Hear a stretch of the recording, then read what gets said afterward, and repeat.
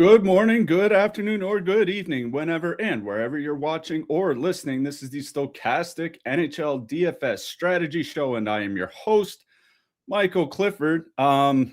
Obviously, still a few things amiss, let's say, with the site. Things are getting transferred over. If you're a Stochastic member, be sure to log into Stochastic and change your password. They're going to try to transfer everything over to a quote new site or a new domain or whatever by tomorrow. So before that happens, register with a new password, and you should be good to go by tomorrow. Obviously, for today, still a few things missing. Still trying to catch up on projections and top stacks and all that. Been a weird week, let's say. Josh not here again today. Obviously, he's still dealing with some personal stuff. So just me, myself, and I here for today. We do have 5 games ahead of us. Nice little 5-game slate on a Monday. Last chance to qualify for the barn burner for DK for tomorrow. It's their big contest, I think, with 100K up top. So last chance to try to qualify for that. Interesting last night or day yesterday in the NHL. The Pittsburgh Penguins absolutely cannot stop blowing leads. They had a 3-0 lead over Utah yesterday, ended up losing 5-4 in overtime. The Penguins on a little bit of a slide here of late. They've lost 5 straight games. 4 of those, though, in overtime or shootouts, so they still picked up 4 points in those 5 losses, but not looking great as of late. Quinn Hughes made his debut with Minnesota, and the Minnesota Wild promptly went 2 for 3 on the power play. Something I'm going to be writing about over at Dobber Hockey, where I write about season-long fantasy hockey, but his impact on the power play should be huge. He's legitimately had one of the biggest, if not the biggest, impacts on a power play over the last 2.5 years in Vancouver. He's arguably probably the best power play defenseman in the NHL. So Minnesota's power play had really been scuffling basically since like the first couple weeks of the season. Remember, early in the season, they were drawing like 5 or 6 power plays a game, literally. And they were scoring quite a bit with the man advantage because of a result of that. But, over the last 6 to 8 weeks, pretty big downturn. Probably going to right the ship with Hughes around. That is big news for guys like Joel Eriksson, Matt Boldy, Kirill Kaprizov, what have you. So Minnesota 1-6-2.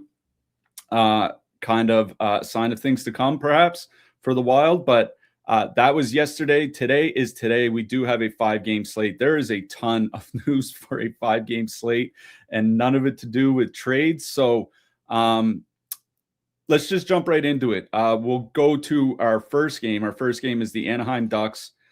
They're going into New York to face the Rangers. I'm using implied goal totals using the lines at Pinnacle for today. So Anaheim with a 3 total, the New York Rangers with a 3.5 total. Lucas Dostal expected to start for the Ducks.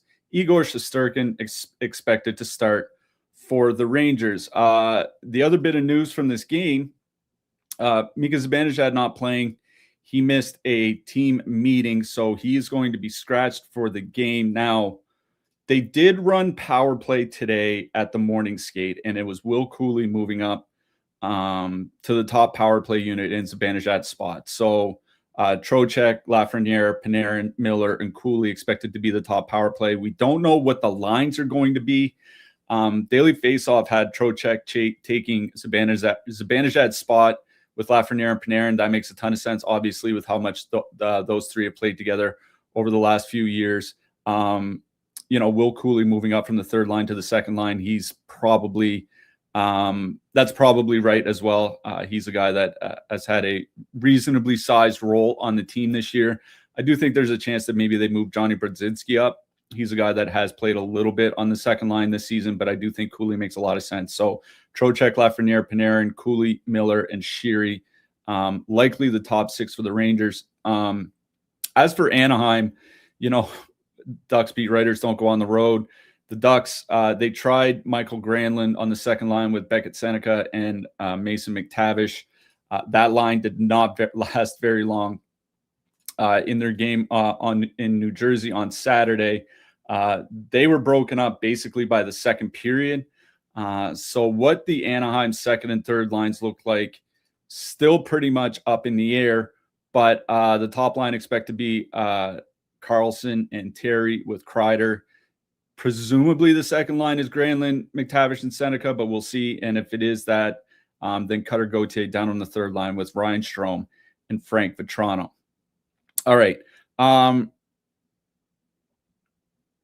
For me, I think this is a game where you could probably make a pretty good case for using 6 different lines. I say that because obviously we have the Trocheck, Panarin, Lafreniere line. Presumably that's what's going to be the top line going for the Rangers. They do have a lengthy history together. This season alone, they played over 100 minutes together, 63 shot attempts, 2.8 expected goals, 5.5 actual goals per 60 minutes. They've been creating extremely well. I don't know if they're going to go out against the Anaheim top line or the Anaheim second line. I'm going to be honest. I don't think it really matters. Those Anaheim lines, the first or second line, really not good defensively, playing pretty high event. I don't think it necessarily matters which line that Rangers line goes out against. The other note here is that presumably Trocheck, Lafreniere, and Panarin are going to be perfectly correlated on the top power play unit. Like I said, Cooley taking advantage of that spot. Doesn't look like there's going to be any other changes. Trocheck, Panarin, Lafreniere, 17,000, likely to be perfectly correlated. Trocheck's been playing like 21, 22 minutes a game. Panarin's going to be over 20 minutes. Lafreniere with the top power play time, 17, 18, may even get higher. Was advantage that out if they really lean on the top 6. Going up against a Ducks team that is taking a lot of penalties. The Ducks over the last 5 weeks, 3.4 times shorthanded per game. It's tied for the second highest rate in the league over that span. Over the course of the season, third highest rate of time shorthanded per game. I bring that up because the Rangers don't draw a ton of power plays. Over the last 5 weeks, fewest in the league at 1.9 per game. Over the course of the season, fewest in the league at 2.2 per game. So if there is going to be a game where the Rangers can draw some power plays, it looks like this should be the one. Now, the Rangers power play hasn't generated very well without Adam Fox, 84 shot attempts per 60 minutes without Fox. That's pretty bad. But this might be a spot where the Rangers get plenty of opportunities, or more than they normally do at least, facing a Ducks team that does take their fair share of penalties. The Ducks penalty kill, really not that great. So assuming we do go with Trocheck, Panarin, Lafreniere, I really do like that top line, 17K. This is a line over the last couple of years at times when they've really been going well. It's like 20K, 21K, 22,000.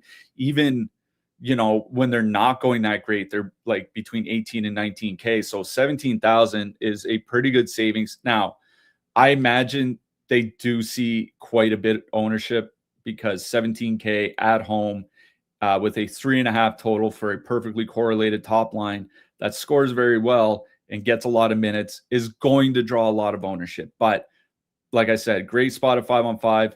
Probably not going to get very many better power play spots for them, even with a weak power play. So I really do like the Rangers top line of Panarin, Trocheck, Lafreniere. If you want to dip down to the second line with Miller, Cooley, and Sheary, I guess that's fine. But JT Miller's offense hasn't really been that great. I was looking at some of the tracking data from all 3 zones, like his playmaking, like assisting on teammate scoring chances, fallen off considerably this year in New York compared to where it was in Vancouver. Obviously, he hasn't been all that productive, at least to what we expect from him. Now, he did have a couple goals the other day, but he's at 0.65 points per game. That's his lowest mark since going from Tampa Bay to Vancouver like 6 or 7 years ago. So not necessarily in on Rangers 2. Rangers 3 is kind of interesting. I really do like Noah Laba. The fact that he won't have Will Cooley kind of hurts. The reason I'm not really gung-ho on Rangers 3, it's like, what do you need them for? Like, I guess if you're playing like Tampa Bay power play or something like that, or maybe Winnipeg power play, but even they're not super expensive as Josh Morrissey's price has fallen. You don't really need a line that's like 8K or 9K or something like that. So for me, I think for the Rangers, this is about the Rangers top line. On the Anaheim side, like they really do have 3 playable lines now, assuming that they do have the lines that we are expecting here. That Rangers top line, that Ducks top line of Carlson, Terry, and Kreider expected to be perfectly correlated on the power play, 17,400. So very reasonable price here.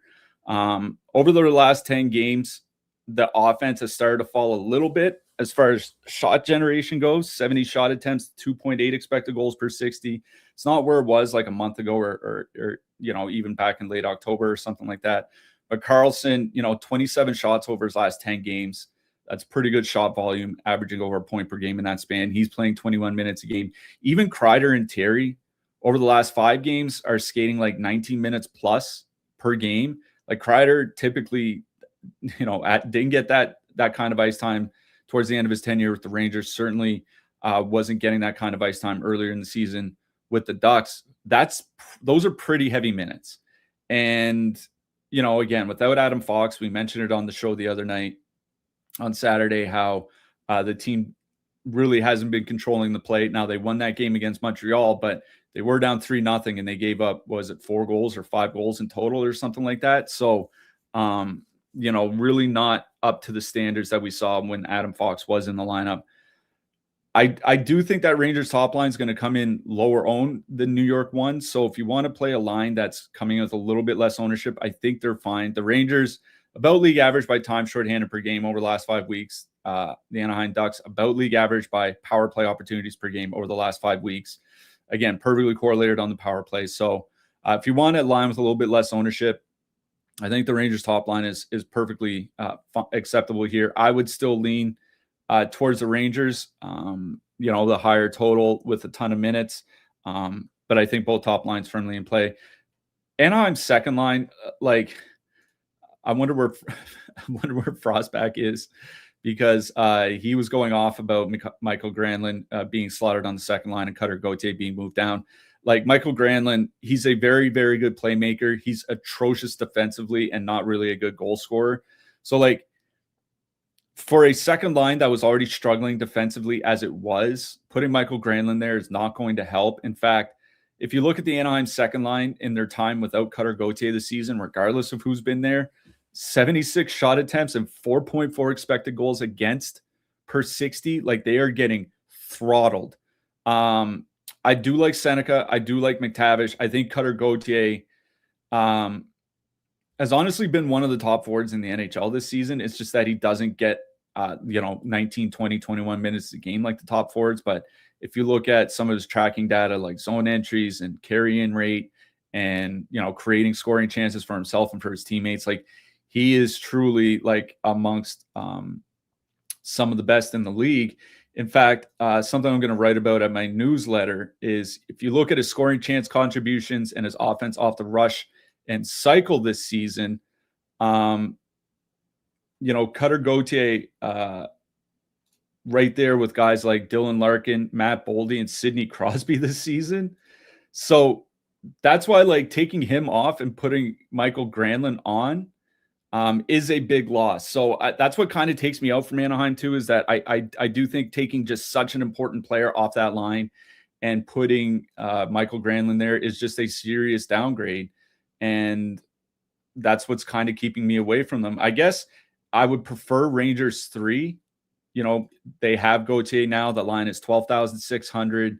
Strome and Vetrano, 110 minutes together this season, 3.3 expected goals, 72 shot attempts, 4 per 60. Vetrano over 2 shots per game. I do think they're a decent filler here because, with the Rangers missing Fox and having to move some players around with Zibanejad out, I do think they can get some reasonable matchups against maybe the Rangers' fourth line. Certainly their depth defense pairs and away from Vladislav Gavrikov.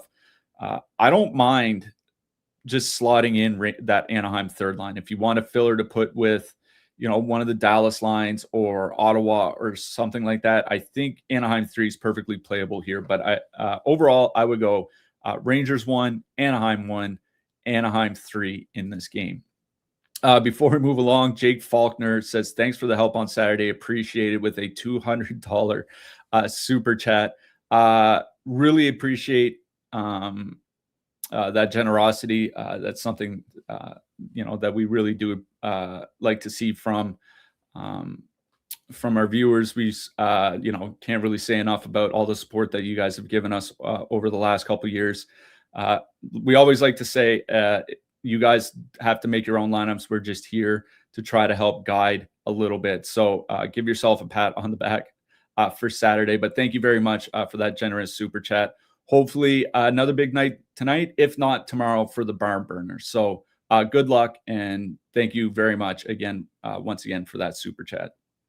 All right, let's move along. Florida Panthers, 2.7 total. They're going into Tampa. The Tampa Bay Lightning have a 3.3 total. A little bit of news here. Emil Lilleberg out for Tampa Bay. Overall, this now makes 4 defensemen out for Tampa. Eric Chernak, Victor Hedman, Ryan McDonough, Emil Lilleberg, all out. Andrei Vasilevsky also out, as Jonas Johansson makes another start. So Tampa missing their starting goalie and 4 of their 6 defensemen, including, I would say, their 3 top defensemen, or at least 2 of them, with Hedman and McDonough. So there are a lot of bodies missing from that Tampa Bay blue line. Tampa going with the lines that they've been going with lately: Cirelli, Hagel, Kucherov top line, Braden Point, Oliver Bjorkstrand, Jake Gensel second line, Yanni Gord, Zemgus Girgensons, and Pontus Holmberg third line. On the Florida side, looks like they're going with their typical lineup as well that they've been running out lately. Anton Lundell with Sam Reinhart, Nitu Luosterainen, Sam Bennett, Brad Marchand, Carter Verhaeghe, third line of Evan Rodriguez, AJ Greer, and Mackie Samoskevich. All right. I'm going to start on the Tampa side, because that Tampa top line of Hagel, Cirelli, and Kucherov, really, really good together. They're priced up to $20,500, which is expensive, but it's not extreme. Like, this isn't a $23,000 line or something like that. At 5-on-5, they have about 145 minutes together, 86 shot attempts, 5.2 expected goals for per 60. That is obscene, especially in a sample of 145 minutes. If this was like 50 minutes or 60 minutes, I'd be like, maybe some small sample noise. Doing this over 145 minutes, which at this point would be over 10 games worth, or 10 full games worth of data. Like, it's obscene. They're not getting a ton of ice time, between like 17 and 21 minutes, 18 minutes at the low end for Hagel and Cirelli. But big part of that is just, they've had a couple blowouts lately. Obviously, that 8-4 win against New Jersey, the 6-1 win against Montreal. Like, they haven't always had to play a ton. Florida honestly hasn't been that great defensively this season. Obviously, without Alexander Barkov and Matt Tkachuk, like, things, they don't have the normal lineup that they do. But by expected goals against per 60 this season, they're outside the top half of the league. By goals against, they're also outside the top half of the league. Like, they're closer to like a New Jersey Devils or Detroit Red Wings than they are, the top names in the league. Like, it's really been a tough sledding for Florida. And, Tampa Bay is missing a ton of defensemen, but they still seem to be doing well in spite of it. Like I said, they have had some low scoring games. They got shut out in back-to-back games against the Islanders and Leafs.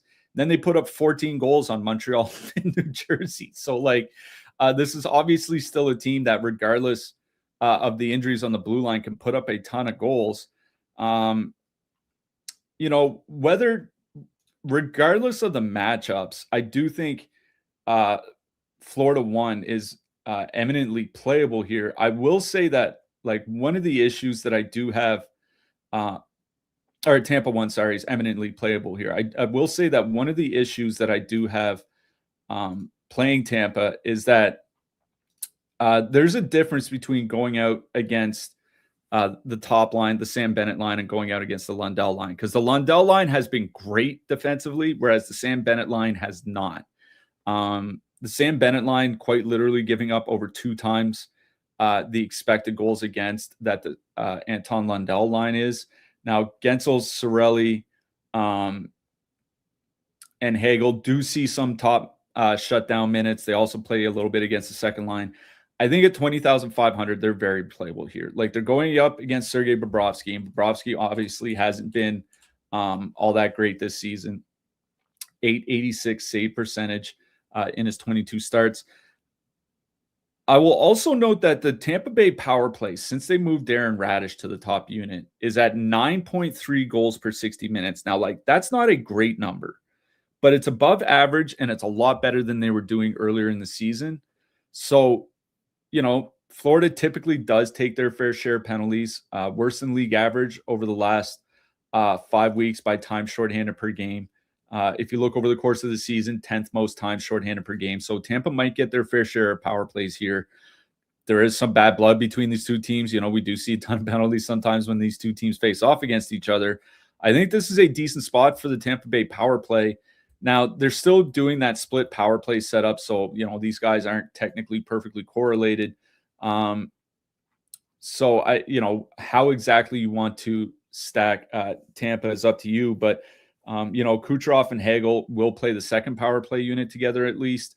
You know, if you want to take out Bjorkstrand and do like a Gensel Point Kucherov stack, I think that's playable. If you just want to add Kucherov to the Tampa second line and be on your way, I think you can do that as well, because that Tampa second line of Braden Point, Jake Gensel, and Oliver Bjorkstrand, 16,400.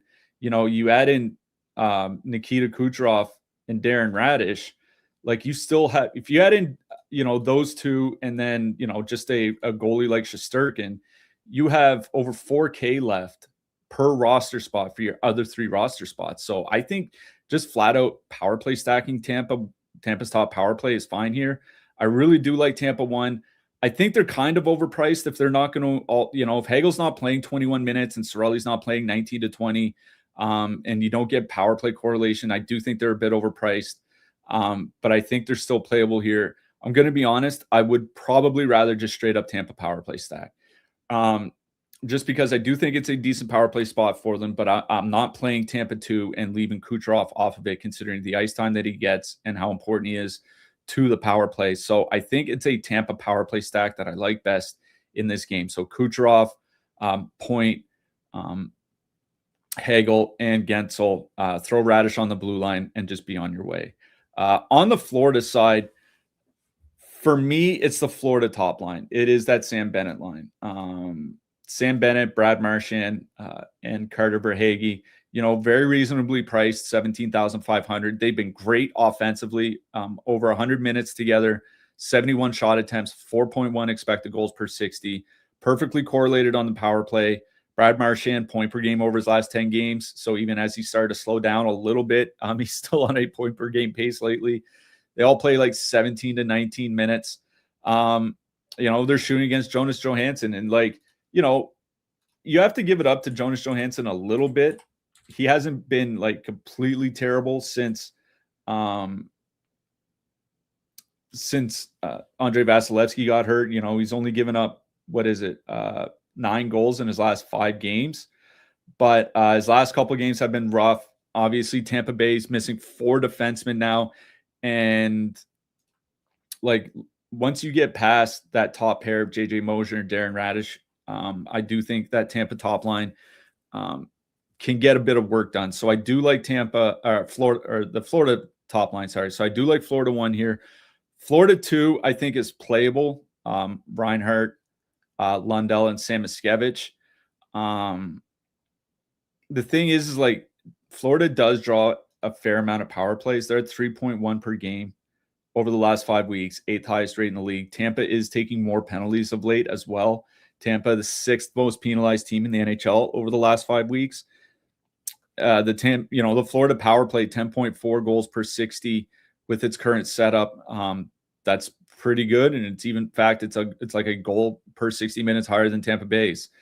So where that top power play is perfectly correlated. It's one of those things like I think I'd rather add Sam Reinhart to the top line than play Sam Reinhart's line, just because you only get Reinhart on the top power play unit. So I honestly think it's a power play stack on either side that I like best.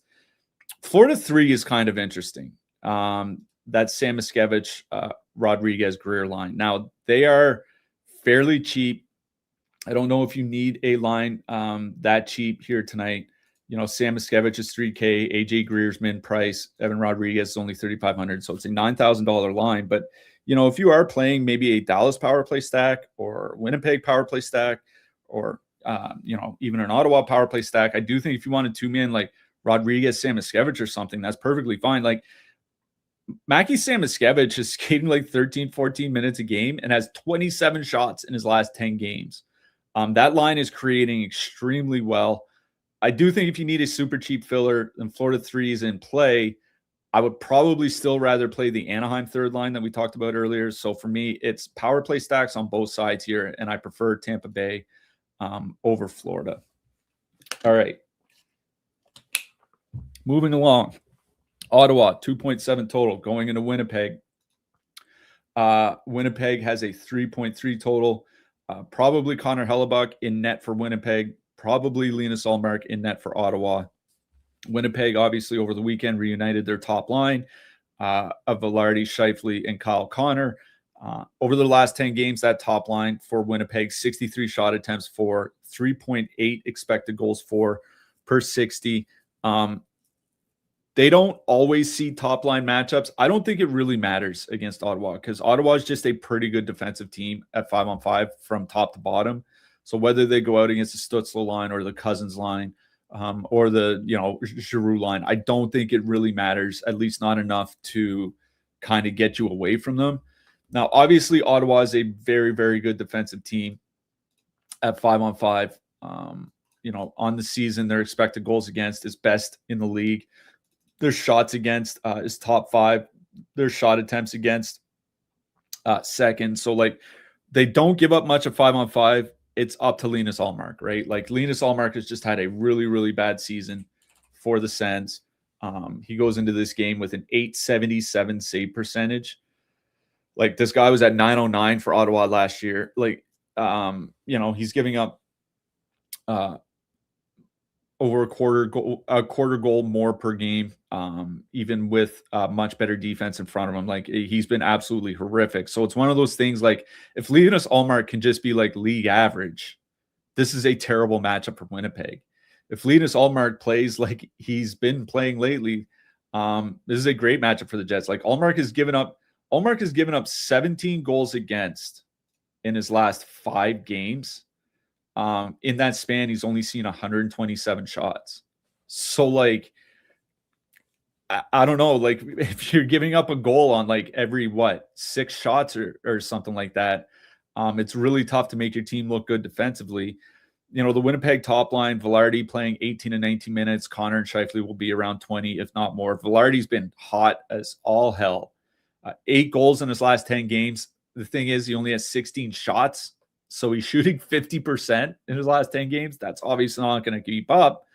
But, the Winnipeg top line perfectly correlated on the power play.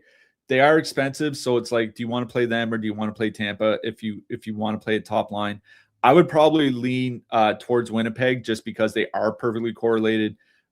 We know that Ottawa's penalty kill really hasn't been great. A lot of it's driven by goaltending, but, a lot of their problems overall have been driven by goaltending. So I prefer Winnipeg 1 over Tampa 1, straight up. If you're looking at the even strength lines, I think I would prefer a Tampa power play stack over a Winnipeg power play stack, if that makes sense, just because I do think, I do worry, about Winnipeg's power play because it really hasn't been that great with Cole Perfetti, sorry. So, I think Winnipeg 1 is very playable here. I would rather just play them as a 3-man stack than a power play stack. No real interest in the Winnipeg depth. They're changing a bunch of They've changed a bunch of players around. Move Nito Niederreiter up next to Perfetti. Move Jonathan Taves down to the 4th line. They just don't have they just don't have the players, especially with Adam Lowry not playing up to his standards. there's just not enough talent outside the top line to really make a good second scoring line. Like, they're going to score goals once in a while. So if you want a one-off Perfetti or a Niederreiter or a Lowry or whatever, like, go ahead. But if I'm playing Winnipeg, I'm just going to the top line. On the Ottawa side, like, this is another team that I think has 3 playable lines here. Now, obviously, the problem is going up against Connor Hellebuyck. Like, just for an example, we talked, I think it was on Saturday, about how the Winnipeg penalty kill had been struggling, but it was all driven by shooting percentage. If you look at the season, on the penalty kill, Eric Comrie has a 720 penalty kill save percentage, and Connor Hellebuyck is 908. Like, it, let alone, at 5-on-5 or even strength, 4-on-4 or whatever, how much of a difference it is for Connor Hellebuyck to, the backups. On the penalty kill, it's complete night and day. It's like amongst the league worst to amongst the league best.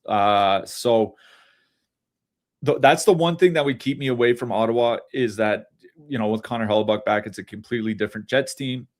The other thing is, obviously, Ottawa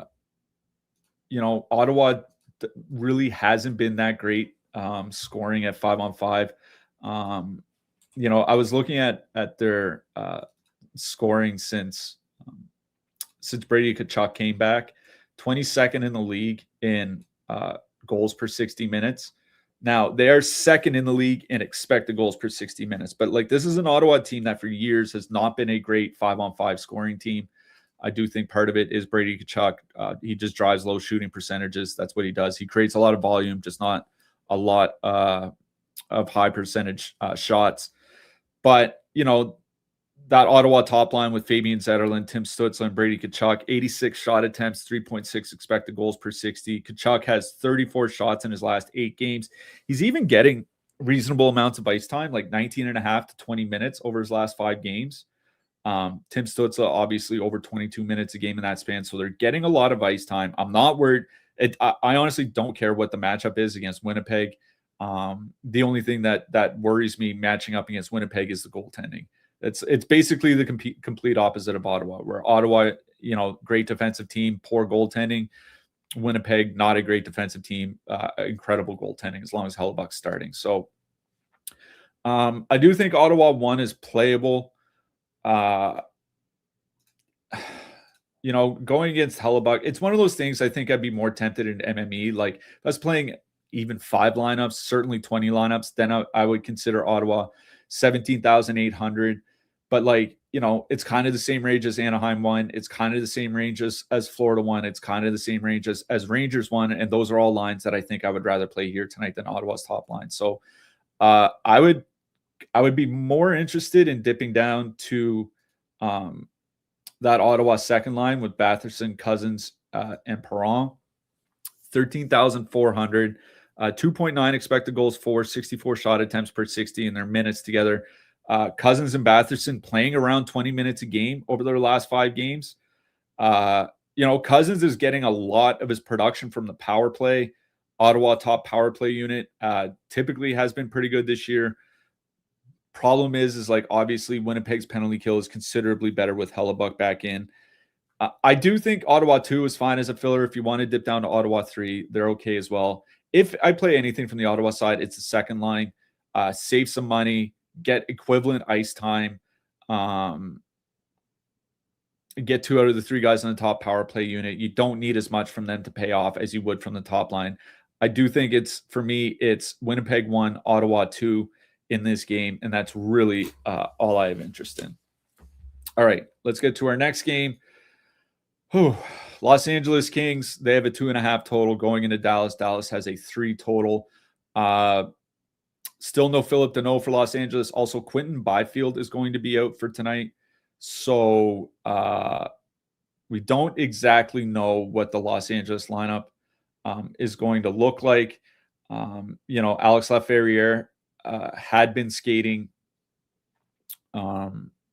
Joel Armia had been skating with Byfield and Kevin Fiala, while Alex Laferriere had been skating with Kopitar and Kempe. Now, Alex Turcotte probably going to have to play center again here. It's just a matter of who else moves to center. They don't really have a ton of options. I suspect we're going to see some relatively significant line changes. Daily faceoff has Kuzmenko going next to Kopitar and Kempe.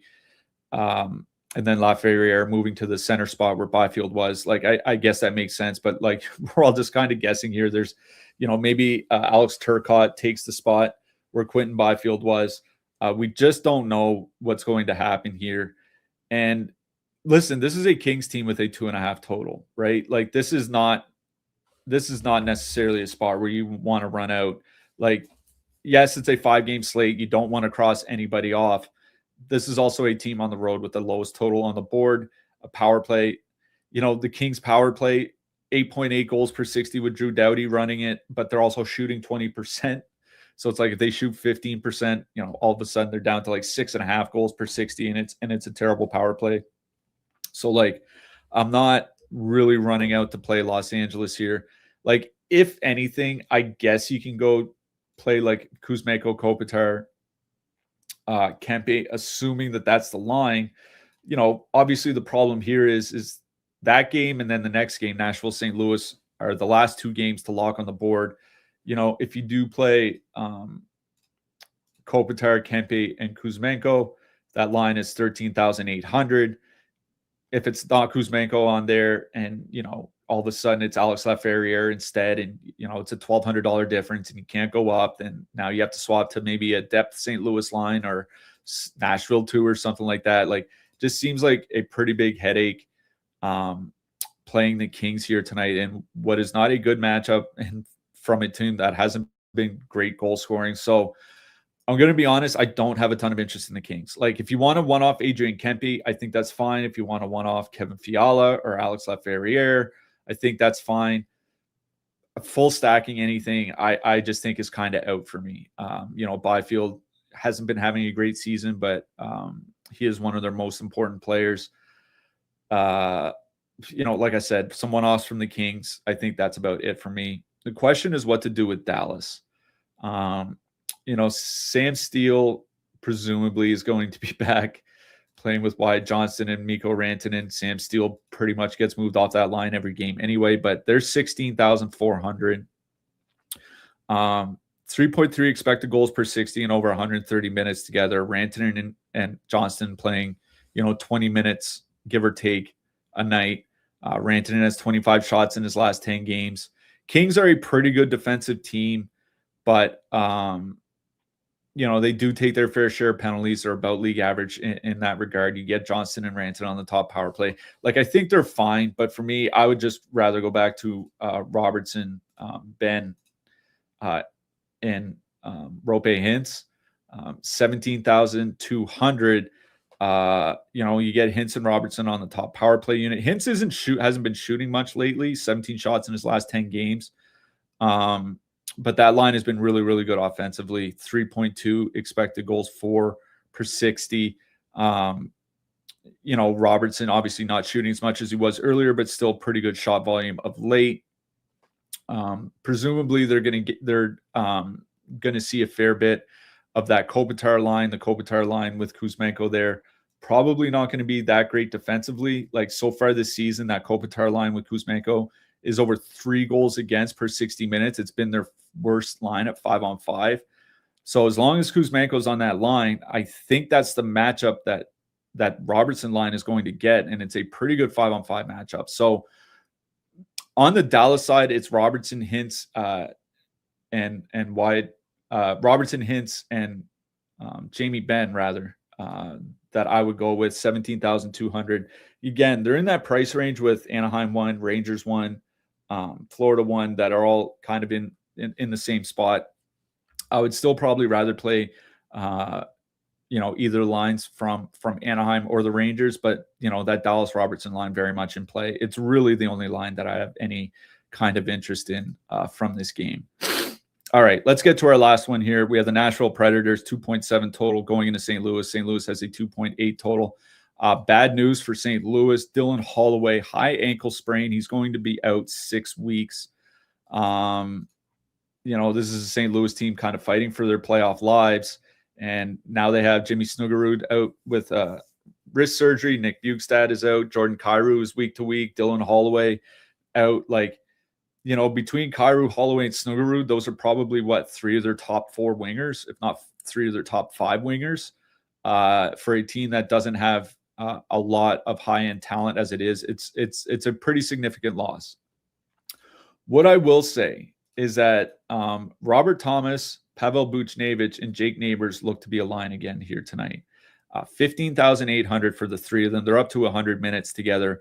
63 shot attempts, 3.6 expected goals for per 60 minutes. Like, those are pretty good offensive numbers. Thomas, Buchnevich playing around 20 minutes a game.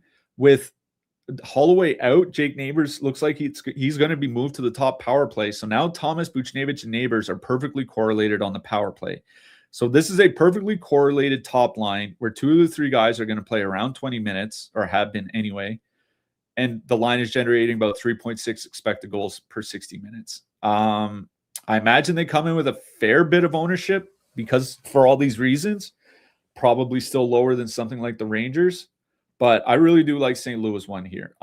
They're the only line I really have interest in. Like, you look at the depth now for the Blues. You have Robbie Fabry, who was literally just signed last week off the street on the second line with Matthew Joseph.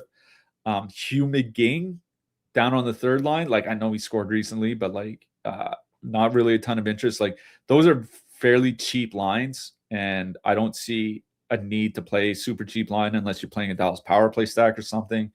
So, for me, I do like St. Louis one just because I do think they get good minutes and they're perfectly correlated and they've been creating well. It's the only line I like on the St. Louis side. On the Nashville side, Nashville kind of nuked their lines in their last game. Stamkos was playing with Matt Wood. Marchessault was playing with Eric Holla. They mixed those up. Move guys up and down the lineup. They did leave O'Reilly, Forsberg, and Evangelista together. That line this season, 3.2 expected goals, 71 shot attempts per 60. Forsberg over 3 shots per game in his last 10 games. They don't get a ton of ice time, but you're still going up against the St. Louis team that is missing a lot of guys, a lot of key players out of the lineup.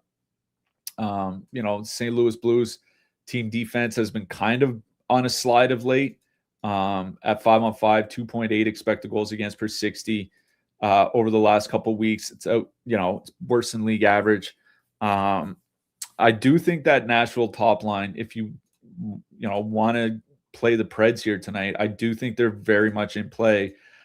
They haven't scored as well as you would like them to, but they've been creating well, and I think it's just a matter of time before they do start filling the net. Now, they're 14,200. They're not far off from the St. Louis top line. I'd rather play St. Louis one, but I do think Nashville one comes in with modest ownership. So it's Nashville one that I like on that side.